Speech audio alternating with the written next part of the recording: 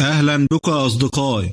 تم تغيير السيناريو علشان أحداث حصار بورصة الموسم الجاي. فبعد القضاء على 5 أعداء في حلقة واحدة، القصة بدأت تاخد منحنى آخر. أصبح السيد عثمان مطالب مش بس بمقاومة البيزنطيين ولكن كمان المغول بعد مؤامرة صوفيا. الحلقة الجاية يا أصدقائي هيظهر أعداء جديدة ومؤامرات ضد السيد عثمان. هيظهر القائد البيزنطي كلاوديوس.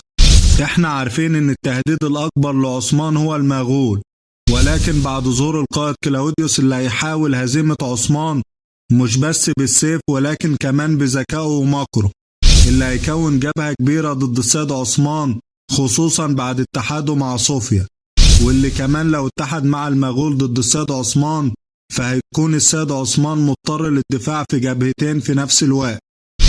من ناحية تانية يا أصدقائي ظهر السيد عثمان وهو شايل طفل رضيع، واللي من المرجح يكون ابن أروهان.